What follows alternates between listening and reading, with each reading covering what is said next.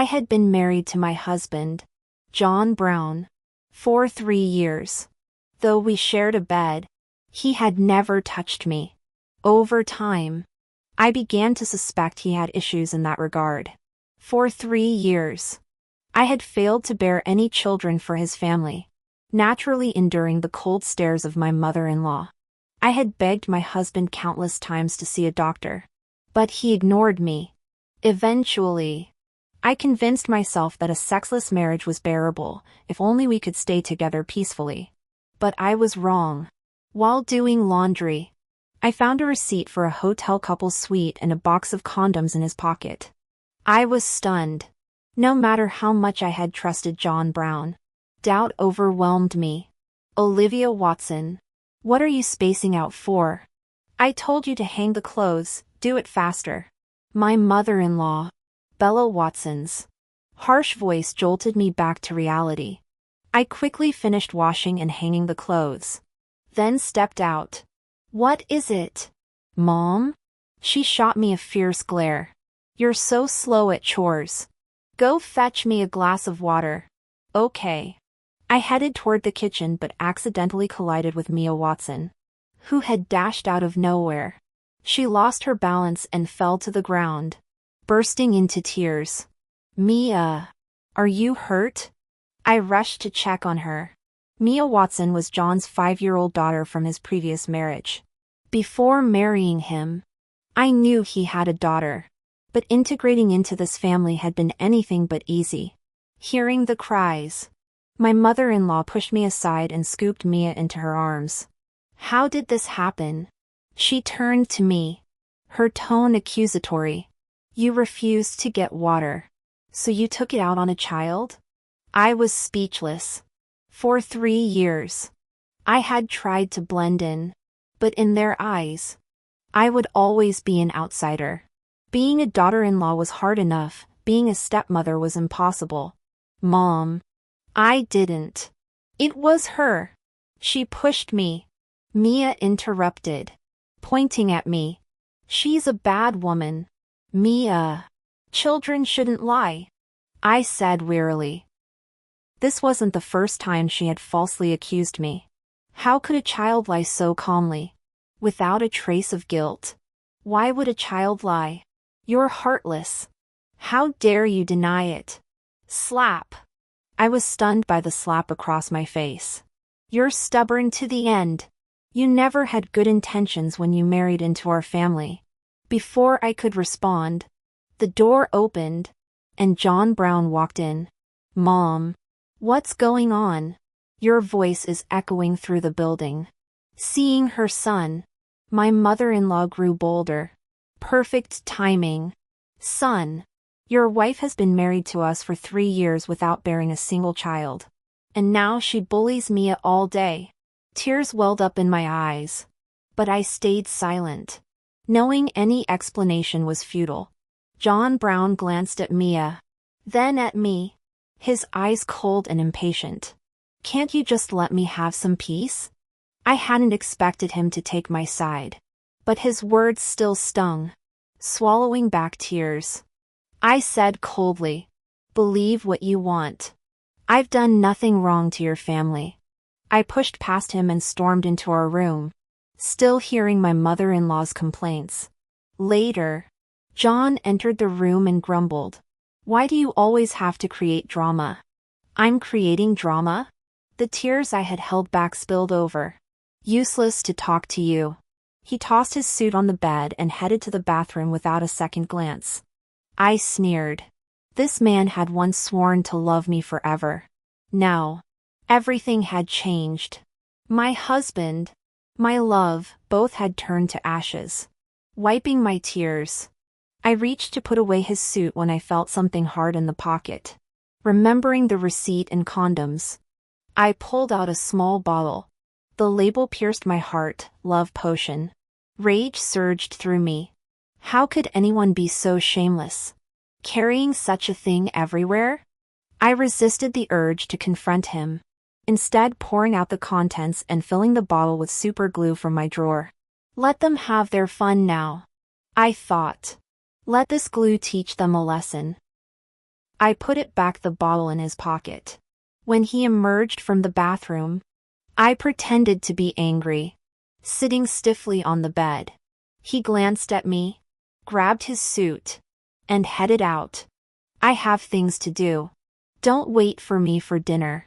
Even as he left, his phone kept buzzing with Facebook messages, no doubt from that woman. I have things to do, once a phrase I had trusted blindly. Today, I realized it had always been a lie. Suspicion took root, and I decided to follow him. After leaving the compound, I hailed a taxi. Driver, follow that car. The female driver eyed me curiously. Catching a cheater? I nodded wearily. Don't worry, sister, I'm a pro at this. She stepped on the gas, nearly throwing me back in my seat. 10 minutes later, John's car stopped at a residential complex. A woman with big wavy hair rushed to embrace him. Her back was to me, but something about her felt familiar. They cuddled as they walked inside. Still following, sister? The driver asked, eager for drama. I paid and trailed them. As I reached the building, my heart sank. It was the complex where my sister, Emma Watson, lived. A terrible suspicion grew. The two of them had always competed for everything when they were young, and Emma would stop at nothing to take what was hers. To confirm, I took the elevator to Emma's floor. The thin walls let me hear their voices clearly. Baby, I've missed you so much, let me hold you. That was John's voice. Stop it. You. Emma's giggles followed. There was no need to imagine what they were doing. Honey, when will you divorce my sister? How long do we have to sneak around? Don't worry. The house deed still has her name on it. I won't let her split half of it when we divorce. Then hurry up. Bitterness and fury churned in my stomach. My husband and my sister, betrayal from both. I had worked hard to buy this house before marriage, naively adding his name to the deed despite others' warnings. After marriage, I had quit my job to care for his child and home, only to be repaid like this. I may have been silent, but I would not be bullied. Just then, horrified screams erupted from inside. I remembered the super glue, they must have used it. Good. Let them suffer. Before leaving, I kindly called an ambulance. I could already picture their embarrassed scene, two naked people stuck together, surrounded by onlookers. I didn't want to go back to that house. Instead, I went to my best friend Evelyn's place. Olivia, what happened to you? Evelyn asked, shocked by my disheveled appearance. Just need a place to crash. I collapsed onto her bed, then told her everything. Evelyn nearly jumped out of bed. Those scumbags! Even rabbits don't eat grass by their own burrows. How could he sleep with his sister-in-law? You too. Olivia! I warned you John was heartless. Why did you insist on marrying him? Look at you, you used to be a beauty. And now you look like a drained housewife. Her words hit me. Do I really look like a woman with a sallow complexion? See for yourself. She held up a mirror. I stared at my pale, haggard face. How had 3 years changed me so completely? No use regretting now. You have to divorce him, cut your losses. Divorce? Their conversation about the house deed reignited my anger. I will divorce him, but I won't let them get away with this. They want my house? Over my dead body. Evelyn cheered me on. That's right. Make them pay. Especially Emma Watson. She's always used the sister title to stab you in the back. If you go soft now, I'll never forgive you. Don't worry. They won't get away with this. A plan for revenge began to form in my mind. A week later, I dolled myself up and returned to the house, now a place of endless chaos. In a week, John and Bella Watson hadn't called once. They had even changed the locks. I sneered, this house is mine. I hired a locksmith to open the door easily.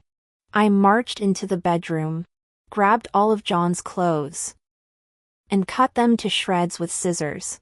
Then I took his credit card, once given to me as a token of love, and went shopping. If other women could spend his money, so could I. Just then, Bella Watson's panicked voice rang out. Someone broke in. Thief! I emerged from the room as she hung up the phone, her face pale with shock. Olivia Watson. What are you doing here? I live here, I replied coolly, leaning against the wall. Where else would I be? You're the thief who broke in. If I'm a thief, then your son is a thief too, and you'd be a thief's mother. Her face turned purple with rage. You. I had trouble opening the door with my key, so I hired a locksmith. No big deal. You're evil. Mia Watson chimed in, pointing at me. Once, I had pitied this child and treated her as my own. Now, it all seemed ridiculous. I ignored her, she was just a child. After all, now that you're back, go cook. Mia and I are hungry, my mother-in-law ordered, sprawling on the sofa. Oh, you haven't eaten? Cook for yourself. I'm going out. Bella Watson nearly exploded. What? I haven't scolded you for staying out all night. And now you refuse to listen to me? Mom, I'm not your maid. You can't order me around. How dare you? She lunged at me, aiming to slap me, but I grabbed her wrist. My face is thicker than a wall. If you hurt yourself, how would I explain it to your son? She struggled to pull away, speechless with fury. She never expected that her daughter-in-law, who had always allowed herself to be bullied, would dare to resist. Just then, John Brown's angry roar sounded. Olivia Watson. Stop now! I turned to see John Brown glaring at me furiously. Bella Watson quickly pulled back her wrist from my grip and rushed to John Brown's side. John, you're finally back. Your wife is out of control, she tried to hit me. If you hadn't come back, Mia and I would have been tortured to death by her. Make this woman get out of our Wong family. Mia Watson chimed in with more lies. Daddy, this bad woman broke the door and tried to hit me and Grandma. I stood by like a bystander, watching this drama unfold. I wanted to see how John Brown would handle it. He marched up to me and demanded, Tell me, where have you been these days? Were you meeting your lover behind my back? I sneered. You're the first person to voluntarily accuse yourself of being cuckolded. His face turned livid. You. Spare me. Unlike you, I don't enjoy cheating. I cut him off. You'd better focus on your own affairs. I refused to quarrel with them further and turned to leave with my bag. John Brown was speechless, stunned by his once meek wife's sudden sharpness. Olivia Watson. Stop right there, he barked, on the verge of exploding. But I ignored him and kept walking. Don't say I didn't warn you. If you take one more step, you'll never be allowed back. I laughed inwardly, pausing for a moment before approaching him. Have you forgotten this house is mine? I can come and go as I please. No one can stop me. As I stepped out, I turned back and added sweetly, Heard you ended up in the hospital recently.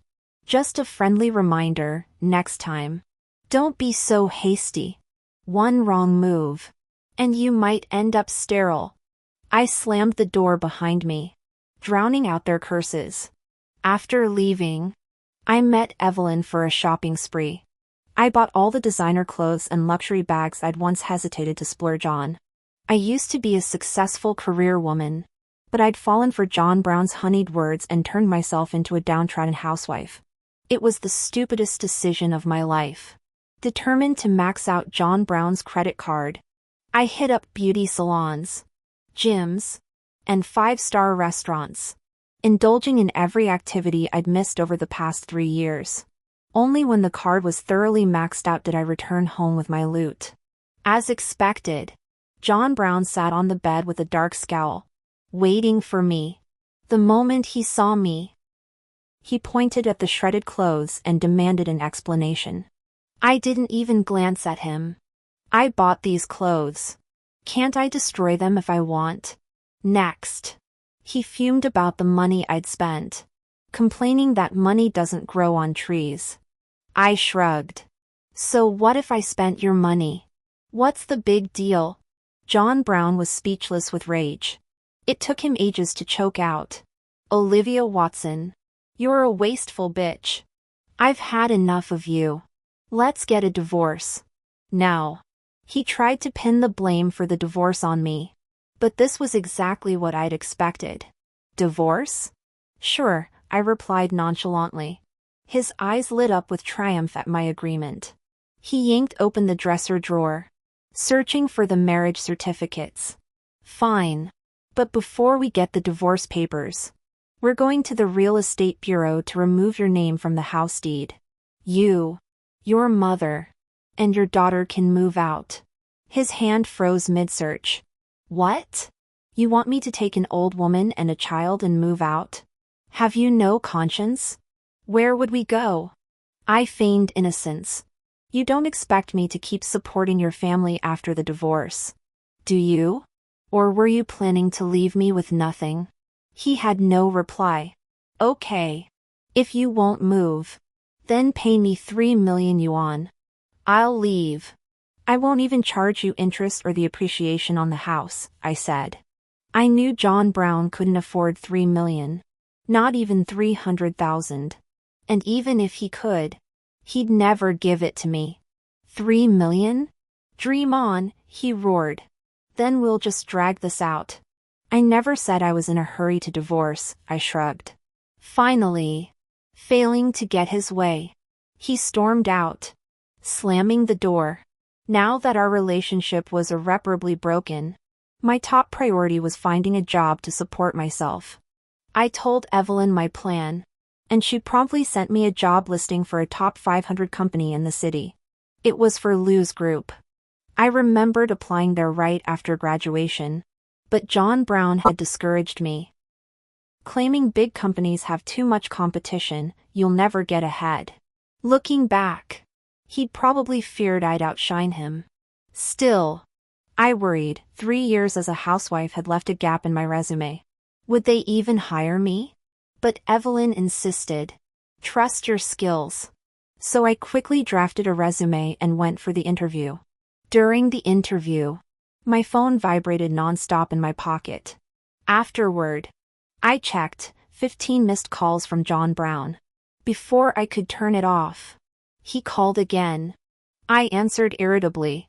Spit it out. I could tell he was seething. Accompany me to a party tonight, he ordered. A party? He'd never invited me before. No doubt he was plotting something. No, I refused flatly. I remember your mother has high blood pressure. I wonder what would happen if I said something to upset her, he threatened. I had no choice but to agree. As I approached the door, I heard Bella Watson's thrilled voice. The heavens are blessing our Wong family. John, take good care of Emma. The first 3 months are crucial. Don't worry, Mom. If Emma bears me a son, she'll be our family's greatest hero. You must settle things with Olivia Watson quickly. I don't want my grandson born out of wedlock. So Emma Watson was pregnant. I pretended not to hear and walked in. John Brown greeted me warmly, fetching slippers and massaging my shoulders. I swatted his hands away and went to the kitchen for water. Baby, I'm sorry for what I said earlier. I was angry. Forgive me. And let's start over, he groveled. The more he fawned, the more disgusted I felt. Anyway, I picked a gift for you. He took out a box. Wear this dress to the party tonight. You'll be the star of the show. Nothing good comes from sudden kindness. Before leaving, I told Evelyn about the party and sent her the address. In the private room, I saw a balding, overweight man, Lucas, John Brown's boss. His lecherous stare made me sick. John Brown deliberately pushed me toward Lucas, who couldn't take his eyes off me. I realized his plan, to pimp me out to his boss for career advancement. Pretending to go to the restroom, I messaged Evelyn. As a hacker, she already discovered John Brown had booked a hotel room upstairs with hidden cameras. We both guessed his scheme: sacrifice me to his boss for a promotion while framing me for infidelity to leave me penniless. What a twisted plan. Don't eat or drink anything in the room, Evelyn warned. Back in the room, Lucas tried to force alcohol on me. When I refused, John Brown helped by offering me tea instead, a transparent ploy to drug me. I sneered inwardly, took a sip, and pretended to pass out. Then I heard John Brown say, "Lucas, the room is ready. Once I send her up, remember your promise about the supervisor position. Don't worry. I'll submit the recommendation tomorrow." He carried me to the hotel room and left. Before Lucas arrived, I called Evelyn. She'd already set everything up and told me to meet her at the stairwell.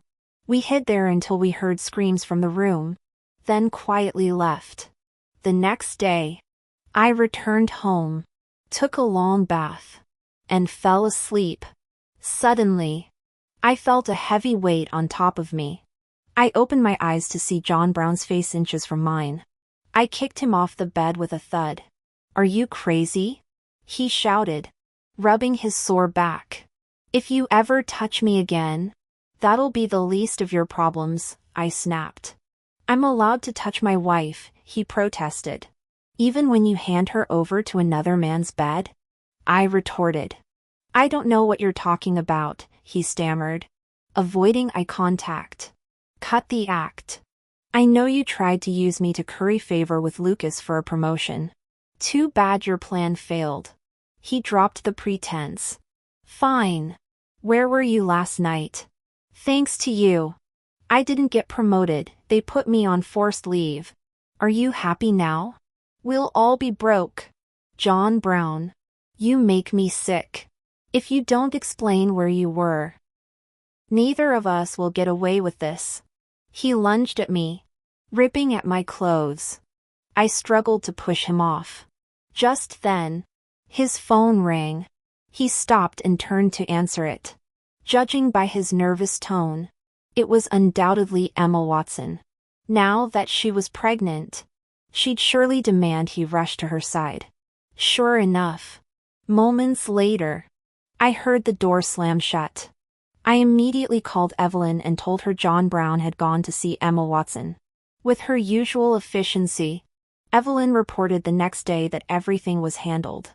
I tidied up and prepared to meet her, but as soon as I stepped out, Bella Watson blocked my way. "Take care of Mia today, I'm going to play mahjong," she ordered, as if I were her personal servant. In the past, I would have obeyed without a word, but those days were over. "Busy," I refused bluntly. "A housewife's job is to stay home with the kids."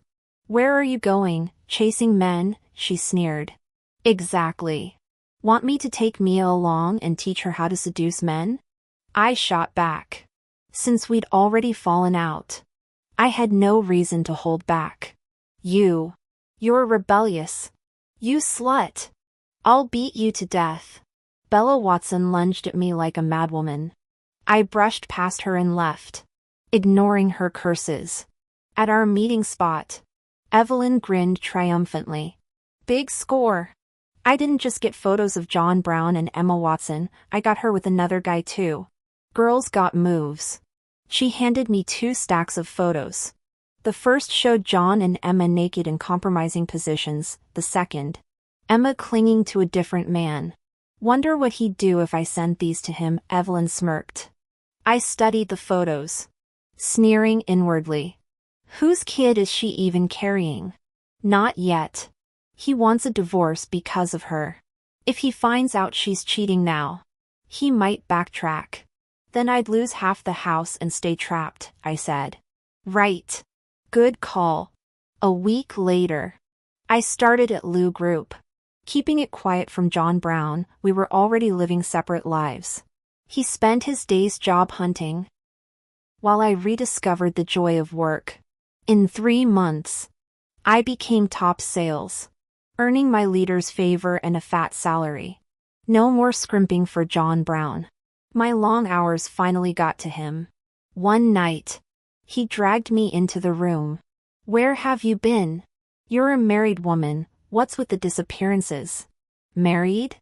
You remember that? Even rabbits don't eat grass by their burrow," I snapped, glaring at him. I don't know what you're talking about," he mumbled, avoiding eye contact. "Cut the act." I tossed Evelyn's photos at him. His face paled at the naked images. "You spied on me? I'm protecting my rights." Caught. He switched tactics. "Baby. I'm sorry, it's true love with Emma. Please.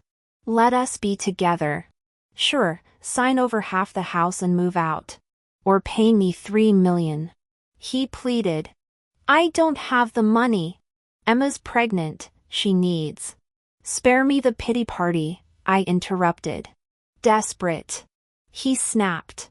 "Don't push your luck." "Or what? Hit me?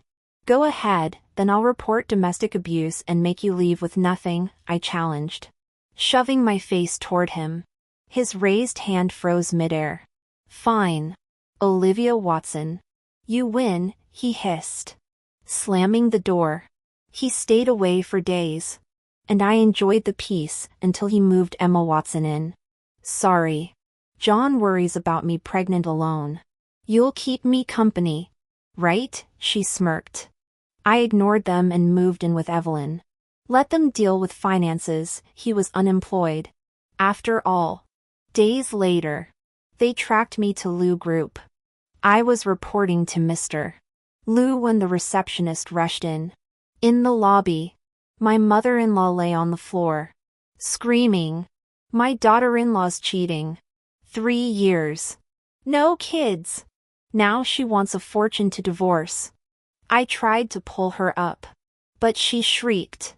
"She's attacking me." As onlookers gathered, Mr.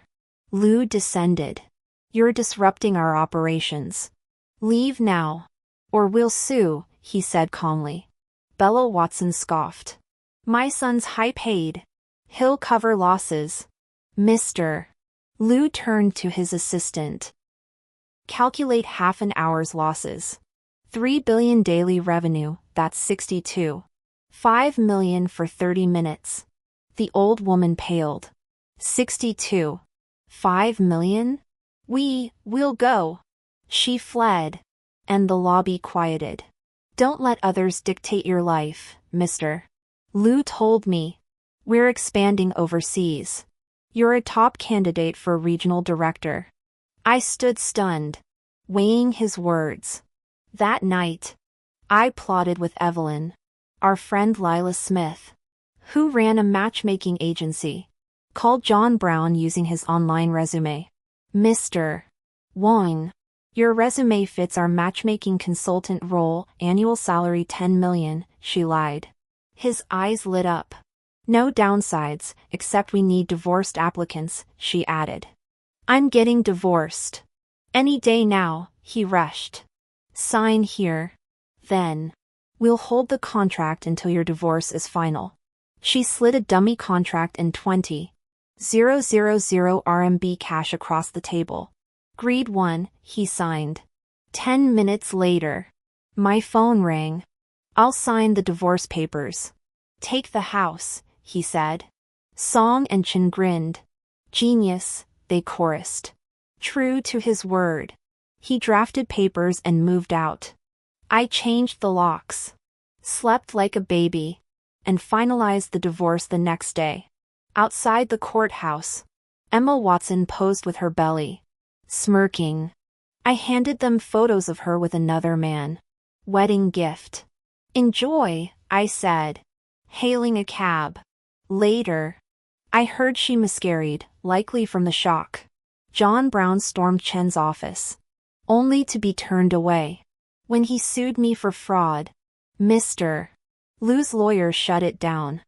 I requested the overseas post, and within days, my transfer came. I sold the house, changed my number, and started over.